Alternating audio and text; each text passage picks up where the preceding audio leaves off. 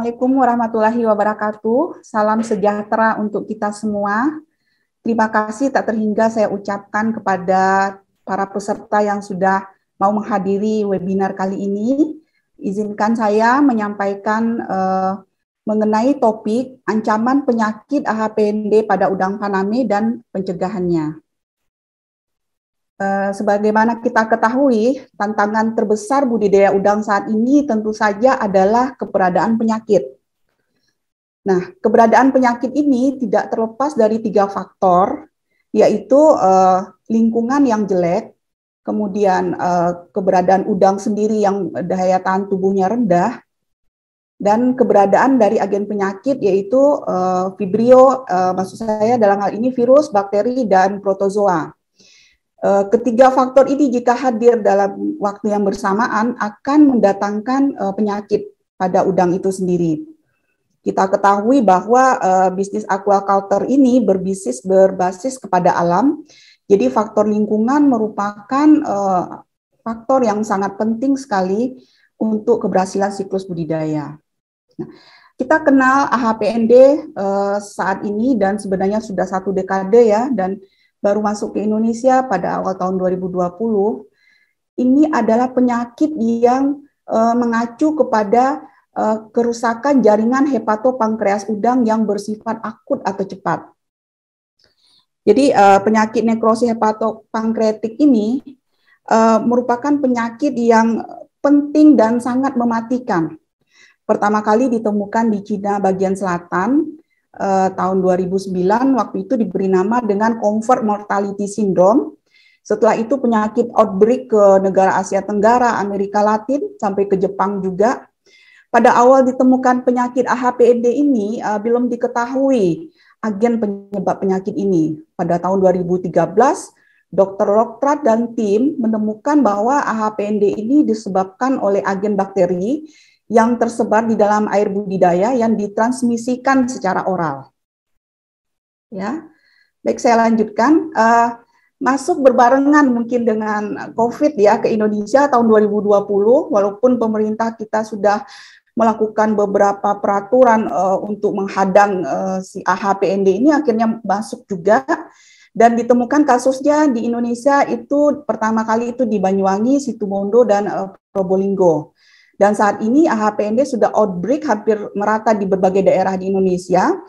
Banyak petambak yang sudah mengkonfirmasi keberadaannya. Bahkan terjadi sangat parah di beberapa tempat di daerah pertambakan yang relatif baru seperti di pesisir selatan Jawa, Sulawesi, bahkan di Batam pun tak pelak ikut terjangkiti.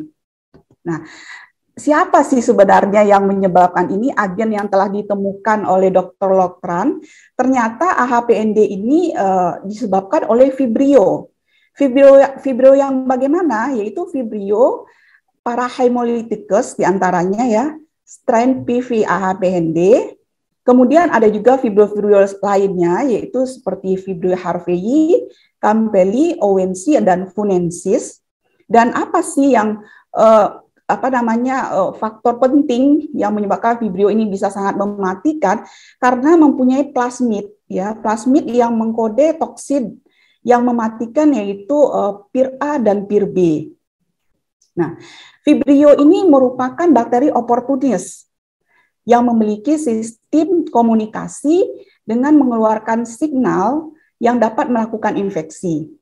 Nah, proses selanjutnya itu kita sebut dengan quorum sensing ya.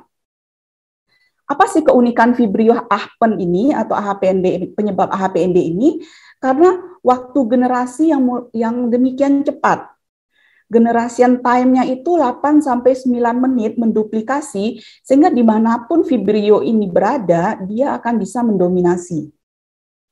Selain itu juga, dia punya flagela yang bisa digunakan untuk berenang, flagela lateralnya itu bisa untuk melekatkan diri ke substrat tempat dia berkoloni dan bisa mengikat satu sama lain membentuk flokulasi.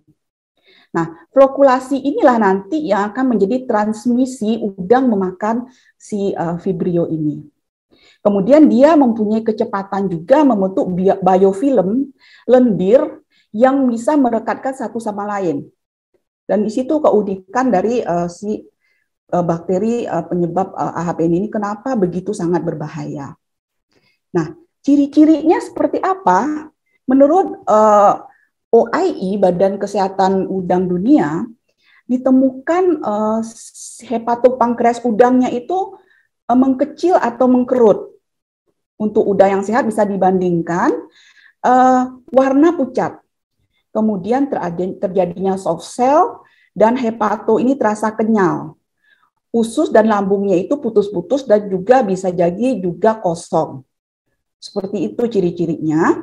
Awal mula terinfeksi ini nafsu makan udangnya hilang, udang berenang seperti spiral, udang mati ditemukan di dasar kolam saat sifon, ya pola kematian berlanjut dan kematian massal ini banyak terjadi di usia tebar di bawah 40 hari. Paling banyak itu 30 sampai 35 hari. Jadi kenapa dinamakan AHPND bersifat akut itu bersifat sangat cepat ketika si udang sudah terinfeksi. Nah, kalau kita lihat tanda klinis jaringan epitel yang rusak itu, saya perlihatkan di sini pada gambar A, itu tubulus hepatopankreasnya masih normal, kemudian masuk ke gambar B, ketika terinfeksi oleh si Vibrio ini, terjadi pengelupasan sel epitel di hepatopankreas. Kemudian pada fase terminal, peluruhan nekrotik terjadi, sisa-sisa tubulus itu kemudian dikelilingi atau diinfiltrasi oleh hemosit. Nah, ini terlihat juga pada gambar 5HP, sudah terjadi peluruhan, kemudian diinfiltrasi oleh hemosit. Hemosit ini merupakan sistem pertahanan seluler ya pada udang faname yang bertanggung jawab terhadap fagositosis yang dimediasi oleh sel. Di sini terlihat penampakannya dari yang normal dan yang sudah terinfeksi. Nah, begitu berbahayanya si Vibrio penyebab AHPN ini, bagaimana transmisinya? Transmisinya ada dua, ya bisa vertikal dan bisa horizontal.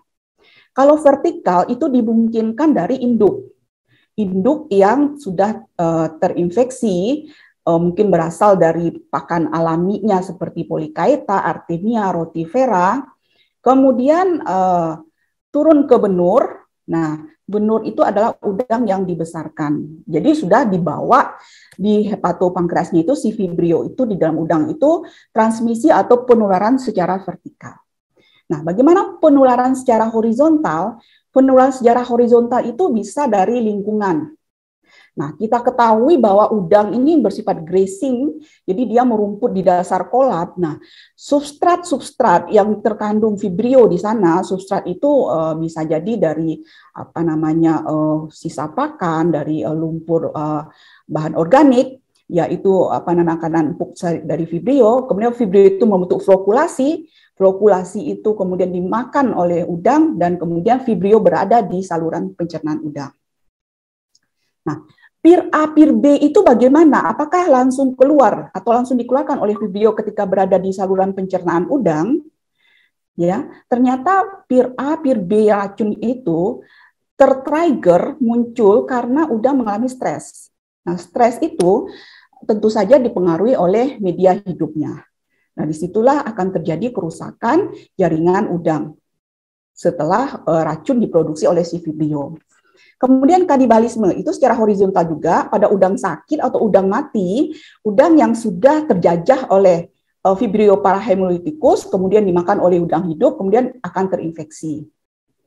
Nah, udang itu seperti tadi saya sampaikan juga memakan biofilm yang terdapat di dasar tambak. Biofilm ini adalah dibentuk oleh si bakteri itu untuk dia berlindung mempertahankan hidupnya. Oke, saya lanjutkan. Nah, inang atau vektor itu juga yang membawa bisa juga disinyalir itu membawa infeksinya si Vibrio itu berpotensi. Vektor ini dapat dikontrol seperti burung atau kepiting di sekitar lokasi pertanian, jaring di atas kolam dan tangki, kemudian dilakukan disinfektan. Ya, Spesies Vibrio ini termasuk juga bakteri yang hidup bebas dan sering ditemukan berasosiasi dengan bakteri lain, ya, seperti fitoplankton, zooplankton. Jadi dia melekat pada kitidnya itu. Saya lanjutkan. AHPND ini merupakan juga penyakit transboundary disease, ya, penyakit lintas wilayah, seperti penyakit yang AHPND ini dari Asia ke Meksiko itu dibawa oleh transportasi udang hidup yang sudah terinfeksi. Kemudian juga dari Tiongkok ke Thailand itu AHPND melalui Polychaeta, yaitu pakan alami dari induk. Nah, berarti nanti dalam penerapan budidaya udang kita harus menghindari sumber hidup dari Vibrio. Jadi dalam hal ini kita bukan disibukkan oleh akibat, karena akibat itu adalah penyakit itu sendiri. Berarti kita harus melihat apa sih faktor yang mempermudah, yang memicu terjadinya penyakit ini. Ini saya coba list, yaitu diantaranya padat tebar tinggi. Padat tebar tinggi berarti akan tingginya TOM, total organic matter pastinya. Kemudian benur atau PL ini stres karena kurang aklimatisasi juga akan rentan terinfeksi. Rendahnya keragaman plankton di kolam. Kemudian salinitas tinggi, ya, karena si Vibrio ini yang penyebab AHPEN ini itu bersifat halofilik, ya. Dari hasil penelitian saya ketahui bahwa udang yang sudah terpapar AHPND akan bisa memiliki kelangsungan hidup sekitar 80% pada salinitas 5 ppt. Sementara akan mengalami kematian 100% itu pada salinitas 30 ppt. Jadi dia bersifat halofilik.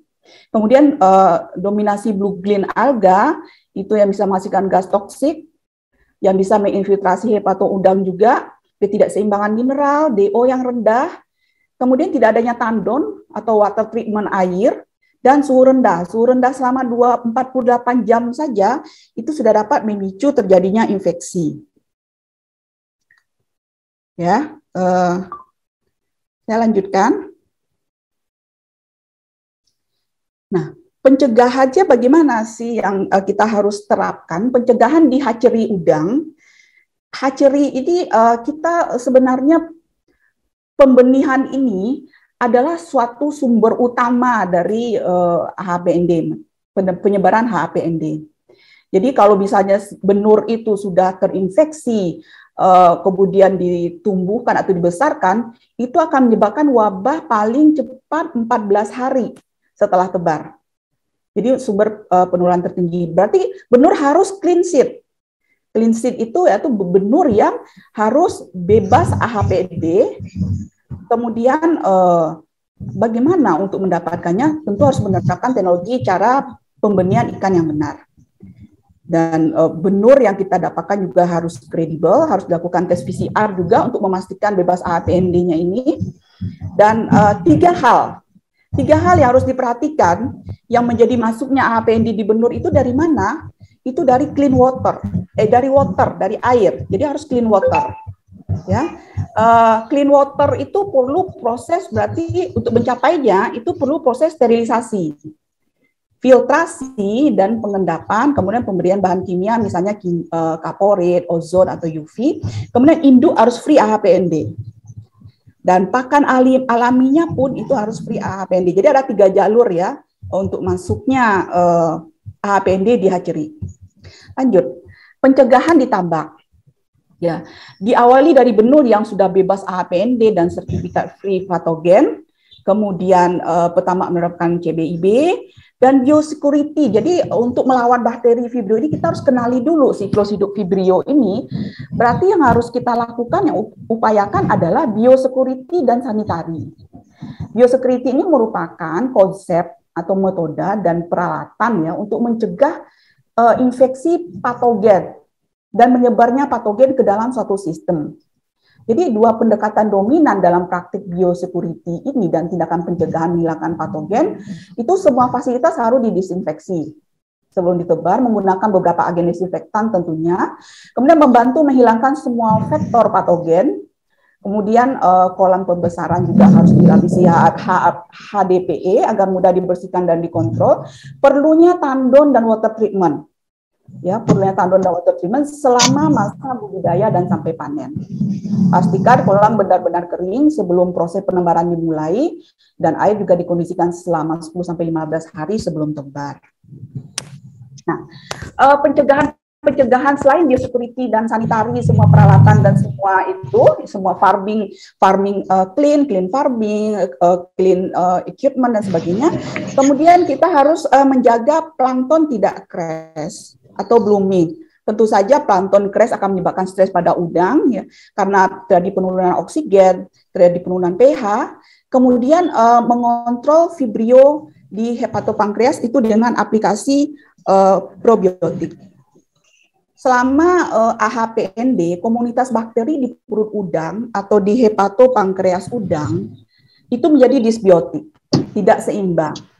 Sebaliknya, pengkayaan spesies bakteri tertentu itu akan memberikan perlindungan terhadap vibrio para hemolitikus ini.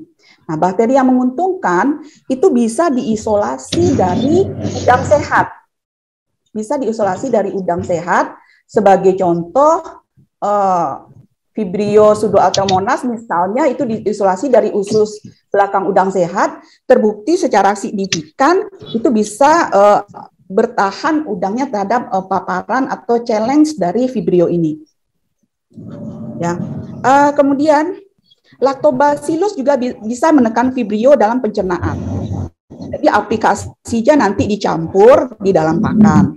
Kalau di air juga bisa diupayakan, yaitu pemberian Bacillus sp merupakan bakteri heterotrof bersama Nitrosomonas, Nitrobacter, Rhodobacter, itu akan membuat bahan organik tidak menjadi toksik, akan menguraikan bahan organiknya.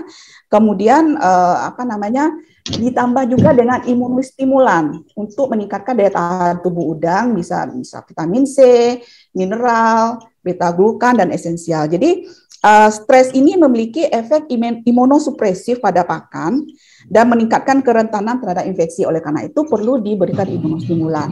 Selain itu juga menjaga kualitas air tetap stabil, jadi dijaga jangan sampai terjadinya perubahan parameter air yang mendadak.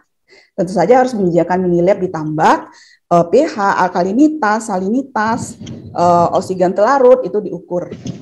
Kemudian meminimalisir adanya blue-green alga, monitoring jumlah vibrio dan hepatopankreas udang, terutama vibrio green ya. Vibrio green itu adalah vibrio yang banyak penyebab HPND, kemudian menggunakan teknologi biofloc. Ketika kita mengenali bahwa penyebab HPND ini adalah vibrio dan bagaimana siklus hidup vibrio dan apa makanannya, kita ketahui seperti tadi sudah saya sampaikan bahwa vibrio ini makanannya adalah substratnya itu adalah bahan organik. Bahan organik tentu saja itu yang berasal dari sisa pakan, overfeeding, manajemen pakan yang buruk ya. Oleh karena itu apa sih upayanya yang langsung yang bisa kita upayakan di sini? Tentu kita harus mengurangi kepadatan tebar. Maksimal 100 ekor per meter persegi, kemudian penggunaan pengaplikasian pakan yang tidak overfeeding, ini kuncinya di sini, bagaimana manajemen pakan diaplikasikan dengan baik, kemudian penebaran benur pada usia yang cukup besar. Benur yang sudah cukup besar akan lebih tahan terhadap infeksi penyakit, bisa dipelihara dulu di nursery pond dengan kepadatan 2.000 sampai 2.500 PL per meter persegi, dijaga DO-nya 5 ppm, diberikan pakan alami seperti artemia, baru setelah itu selama 24 jam ya, selama kurun waktu 24 jam, kemudian baru ditebar. Nah, sedimen atau lumpur organik juga harus disifon secara rutin. Kesehatan udang harus dipantau setiap per 3 hari, bagaimana kondisi, apakah udang kram, kondisi hepatopankreasnya seperti apa. Aerasi juga harus terus dipertahankan. Kemudian melakukan polikultur nila dengan udang di kolam reservoir.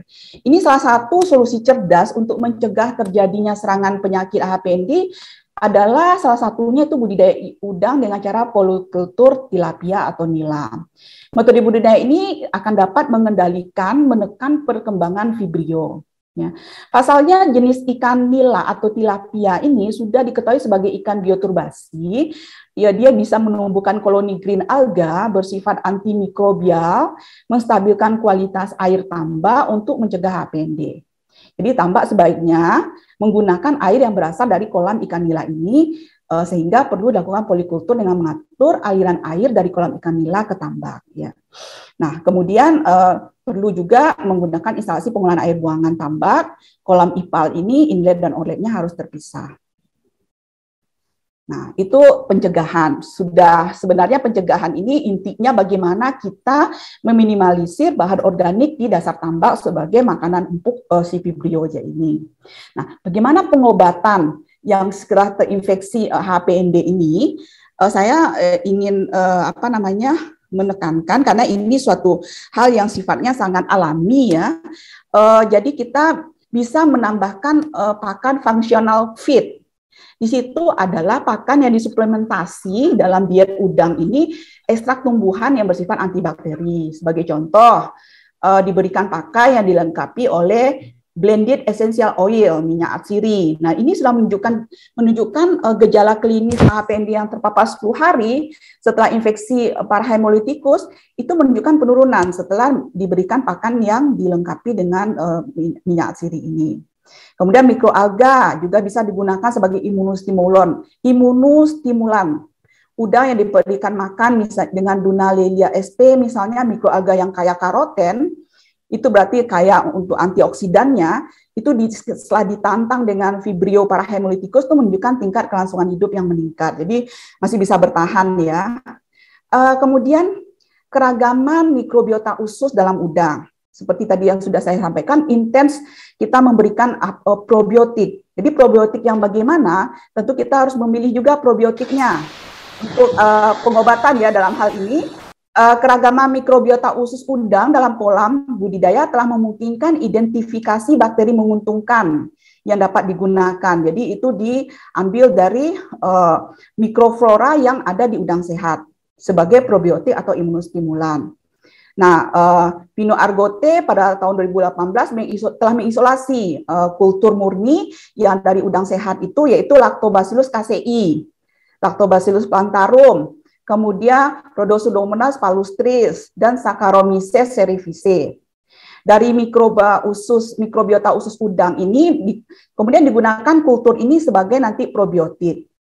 Nah, setelah udang diperlakukan dengan kultur probiotik ini dan ditantang dengan Vibrio parahemolyticus, komposisi mikroba usus udang dan sampel air yang diselidiki ditemukan bahwa probiotik ini mengurangi efek Vibrio parahemolyticus dan meningkatkan survival rate-nya dan bisa memulihkan keragaman mikroba di usus yang sebelumnya itu sudah didominasi oleh Vibrio parahemolyticus yang tadi saya sudah sampaikan mempunyai regeneration time-nya sangat singkat, sehingga mudah mendominasi. Nah, banyak sebenarnya penelitian mikrobiota yang dikutip yang telah menunjukkan bahwa contohnya Lactobacillus ini berlimpah sekali di usus udang sehat. Ya, ketika diisolasi dari hepatopankreas udang yang sehat, kemudian digunakan sebagai probiotik melawan AHPND. Lactobacillus bisa mengurangi kematian, itu sekitar 28%. Ya, demikian juga strain-strain yang tadi ada plantarum, ya, ada Lactococcus lactis yang diisolasi dari perut udang, itu telah digunakan juga sebagai suplemen pada udang probiotik, pada udang sebagai probiotik. Nah, strain ini akan mampu menempel dan berada di dalam usus udang dan juga efektif dalam meningkatkan ekspresi hemolimfa dan resistensi terhadap Vibrio. Studi lain juga menunjukkan bahwa pakan yang dilengkapi dengan beberapa strain bakteri probiotik Lactobacillus pentasus, Lactobacillus fermentum, Bacillus subtilis, dan cerevisiae, Saccharomyces cerevisiae itu efektif dalam meningkatkan pertumbuhan dan kekebalan terhadap Vibrio yang menyebabkan Aspen. Jadi dalam hal ini apa saya tekankan adalah bukan saya tekankan, maksud saya ingin menyampaikan bahwa penggunaan probiotik adalah cara-cara yang sangat sebagai biokontrol yang sangat alami dan cukup efektif. Karena tentu saja kita ketahui sendiri penggunaan antibiotik sudah tidak dibolehkan lagi. Dan kemudian suplementasi dengan imunostimulan juga akan efektif sekali dalam hal pengobatan jika sudah terinfeksi AHPND. Baik, saya lanjutkan. Mungkin nanti jika ada pertanyaan bisa disampaikan melalui message. Bagaimana dengan Thailand? Saya ingin juga sedikit menyampaikan, karena Thailand terpapar sangat parah ya, selama 3 tahun terjadinya outbreak AHPND di Thailand, telah terjadi penurunan kapasitas produksi udang nasionalnya itu dari sekitar 600 ribuan ton turun menjadi 270 ribuan ton, yaitu sekitar 54%. Nah, sebagai negara penghasil udang yang mengalami pukulan terparah, Thailand masih dalam proses pemulihan memang, tapi mereka sudah mulai bangkit ya. Apa sih sebenarnya rahasianya yang mereka terapkan? Ternyata mereka sudah mendesain tambak intensif baru yang telah dikembangkan dengan tujuan untuk menjaga dasar kolam tetap bersih. Jadi kembali lagi ke dasar kolam tetap bersih dari upaya-upaya pencegahan yang tadi sudah saya sampaikan. Desain seperti apa? Jadi Thailand ini mempunyai 4 komponen, yaitu desain dengan meningkatkan area reservoir, meningkatkan area pengolahan air, water treatment, kemudian juga ukuran kolam pembesaran menjadi lebih kecil, saluran pembuangan, ada central toilet udang, kemudian peningkatan aerasi. Rasio reservoir dengan kolam pembesaran itu telah berubah secara drastis, yang dulunya itu kolam reservoirnya cuma 20% dan kolam pembesarannya 80%, ini sekarang menjadi 60% dan kolam pembesarannya 40%. Nah, volume reservoir yang meningkat ini menyediakan lebih banyak penyimpanan air yang memungkinkan lebih banyak pertukaran air dan membantu minimalisasi risiko penyakit dan pengelolaan kualitas air. Kemudian didukung juga dengan budidaya polikultur ikan nila atau bandeng dari pre-treatment, kemudian dialirkan ke kolam yang akan ditebari ikan nila atau bandeng dengan kepadatan 1 sampai 2 kilo per meter persegi. Nah, kedua ikan tersebut dapat membantu menjaga kualitas air agar tetap baik dan meningkatkan kualitas sedimen dengan memakan limbah organik di dalam air. Air tersebut kemudian dialirkan ke kolam pembesaran yang dilengkapi dengan lapisan plastik HDPE yang digunakan untuk menghindari erosi dasar kolam. Ukuran kolam pembesaran dikurangi ya, untuk mengoptimalkan proses oksigenasi ya pastinya, lebih mudah biokontrolnya juga, dan memanfaatkan pergerakan air untuk mendorong sedimen menuju toilet udang. Jadi luas permukaannya yang dikurangi dari rata-rata dulu itu 8.000 meter persegi menjadi 1.500 meter persegi, bahkan bisa menjadi 500 meter persegi, dikompensasi dengan kolam air yang kedalamannya itu ditingkatkan sampai 3 meter dan memungkinkan kepadatan tebar bisa lebih banyak, sehingga produktivitas tetap terjaga.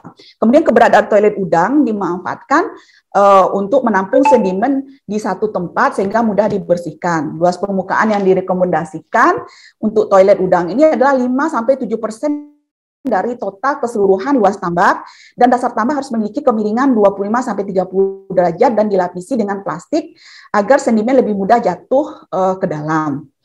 Kemudian aerasi tanpa henti diperlukan untuk memastikan sedimen terdorong ke toilet. Nah, bagaimana jika AHPND sudah masuk? Tentunya harus dilakukan eradikasi, pemusnahan secara lengkap, sehingga tidak ada sisa. Udang yang positif AHPND didesinfeksi menggunakan kaporit, kemudian dikubur setelah 3-7 hari, kemudian dasar tambak juga dibersihkan dengan desinfektan minimal 15 hari, kemudian desinfeksi peralatan tambak, ya equipment semuanya yang terkait kincir, anco, sampel dan pengambilan sampel, botol dan sebagainya. Kemudian saluran inlet outlet juga dikeringkan, diberi kapur tohor, karena kapur tohor ini sangat panas ya, jadi bisa digunakan juga sebagai desinfektan. Kemudian pengeringan pembersihan instalasi pengolahan air limbah.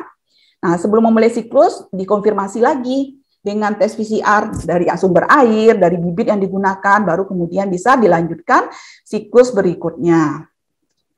Sampailah kita pada fitur-fitur pencegahan yang sangat saya tekankan, yang saya coba tekankan di sini adalah imunostimulan. Ya, peningkatan pertahanan di samping SOP produksi dan hal-hal lainnya yang sudah saya sampaikan, ternyata peningkatan imunitas udang juga menjadi solusi yang sangat penting di sini. Peningkatan pertahanan tubuh udang terhadap serangan penyakit tidak hanya dapat dilakukan dengan pemberian pakan dengan komposisi nutrien yang seimbang, melainkan juga dapat disertai dengan imunostimulan. Tadi juga sudah saya sampaikan beberapa imunostimulan, karena imunostimulan ini berhubungan langsung dengan sel sistem imun yang membuat sel tersebut lebih aktif.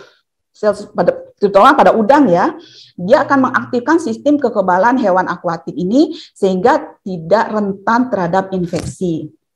Dalam kesempatan ini saya ingin kenalkan, Venanza berkomitmen membantu para petambak untuk keluar dari Apen ini dengan meluncurkan produk Vimono Aquatic, ini imunostimulan yang meningkatkan nafsu makan juga dan mencegah stres pada udang.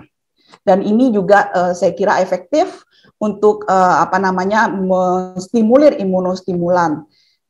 Berisikan bahan-bahan yang larut air ya, yang menjaga kondisi tubuh hewan aqua, kemudian menjaga dan meningkatkan imunitas udang dan sebagai anti stres. Satu hal lagi ternyata alkalinitas. Alkalinitas penting sekali. Kunci untuk lolos AHPND ini ternyata juga dengan menjaga alkalinitas di atas 150 ppm. Alkalinitas yang di atas 150 ppm ini itu akan menyebabkan bioekosistem menjadi seimbang dan lingkungan hidup ini menjadi lingkungan yang aman bagi udang untuk tumbuh dan bebas dari stres, karena lingkungan yang memicu stres pada udang yang tadi dari awal saya sampaikan membuat vibrio menjadi sangat berbahaya ketika berada di usus udang karena tertrigger memproduksi toksin. Kemudian sudah lama memang diketahui bahwa penyebab AHPND tidak lain karena infeksi vibrio memang juga, tapi dipicu oleh meledaknya bulgin alga yang menghasilkan racun yang berbahaya dan merusak hepato. Nah, kemunculan vibrio dan BGA pada masa-masa awal budidaya itu dipicu oleh fluktuasi kualitas air. Selain itu, tentu saja bagaimana menjaga kualitas air itu kuncinya adalah dengan menjaga alkalinitas. Lagi-lagi Venanza berperan dalam hal ini, berkomitmen berpartner dengan petambak dengan menggunakan produk Alkapon. Alkapon ini adalah produk yang mempunyai atau mengandung limpahan bahan untuk mencapai alkalinitas. Kemudian juga dia menstabilkan pH dan plankton. Kalau plankton sudah stabil itu menjadi lingkungan yang enak bagi udang untuk tumbuh dan menyebabkan udang lebih sehat dan tidak mudah terinfeksi penyakit. Ya, dalam hal ini akhirnya pesan yang bisa kita bawa pulang bahwa AHPND menjadi penyakit yang berbahaya memang, tetapi seperti yang telah dibuktikan oleh Thailand dan negara-negara yang sudah bisa survive, seperti Vietnam juga berinvestasi pada infrastruktur biosecurity yang ketat dan tinjauan manajemen tambak yang rutin akan dapat membantu tambak bertahan dari penyakit dan mengurangi dampak infeksi penyakit. Terima kasih atas waktu yang diberikan kepada saya. Terima kasih juga atas perhatian yang diberikan. Saya kembalikan ke moderator.